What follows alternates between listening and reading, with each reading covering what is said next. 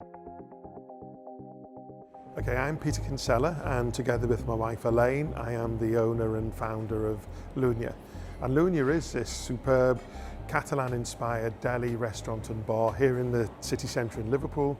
And we are this cornucopia of fantastic Spanish ingredients. We have 1,300 products that we either bring over from Spain directly or are imported on our behalf. And so our existence is completely and inextricably linked to Europe, and in particular to Spain, because if we don't have those Spanish products, there's no Lunya.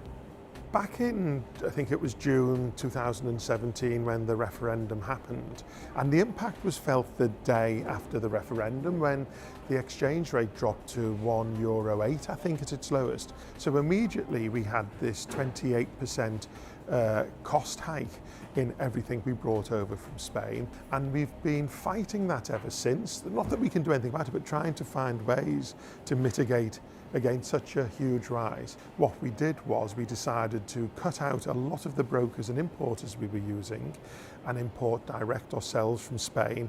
So we were able to get things at roughly the same cost pre-referendum when the exchange rate was better. One of the big impacts for us has been the human impact. Back in 2017, the beginning of 2017, 80% of our workforce was Spanish, and that's needed in a business which sells Spanish food, and people come into our restaurant, they want to practice their little bit of gracias de nada Spanish that they've picked up. And so we need Spanish staff for authenticity, and we've gone from 80% in the beginning of 2017, the beginning of 2021, it's just over 10% Spanish staff now, and it's made recruitment much, much more difficult because there isn't this huge pool of experienced and skilled people waiting to work in restaurants. It's a real challenge. So having to adjust to the drop in exchange rate, which meant that we had to move really, really quickly because we couldn't absorb 28% price increase in effect for us. So we had to physically adapt. So we moved premises in 2017. We moved to where we are now from just down the road. And that's because above here, we've got this huge amount of warehouse space. So we needed space to import, So we used to buy 2 legs of ham a week. We now import a pallet of 100 legs. But interestingly, though, that pallet of 100 legs now only lasts a month. Because we buy direct and our prices are cheaper, we can sell cheaper, and our volumes really, really shot up as a consequence. So there's been a real benefit from that. And that gave us an opportunity to really think about what do we want? When we were able to make our own decisions of not what an importer will bring in to give them volume, but what we thought was the right quality and we could sell. And we've got loads of new products as a consequence, so fried egg crisps, in the way a small niche product can, it's taken Britain by storm. You don't just have cheese and onion and salt and vinegar, you have Spanish fried egg potato crisps, which are fantastic. We have turon. Turon is this very traditional Spanish sweet treat that people have at Christmas. I guess the equivalent of a tin of roses at Christmas, except at this bar of almond honey and egg yolk.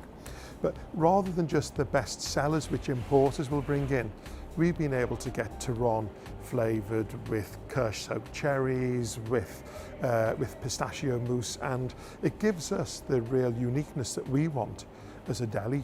And so that was really good forced innovation on our part, and we continue to do that. I think going forward, I think we think things will get easier. So this sort of 10-week or so delay in being able to bring pallets in at the beginning of the year. Now we have a customs agent. Now hauliers, I think, are more confident. I think there's not going to be a 10-week delay. But we're confident that we know what we're doing now, that we know what we have to have on the paperwork from our suppliers, and we can tell them that. So looking further afield, I think we have resigned ourselves to the fact we're going to have a workforce made up very differently. And some people would argue that's no bad thing, and we are recruiting and employing a lot more local people. We're confident now in a way, and I say that if you'd have asked me a year ago what I thought the future was, I would have said, well, it's which week we go into administration. We were convinced we were going under. Now I think we've probably got the brightest future I have known, I would say, in the 11 years. We've got, the deli's very strong. The pandemic's brought people into the deli more than ever. and I think have reignited their love affair with the great products we have. We have this fantastic online trade now. We've got these online Zoom-based events that we don't think will go away.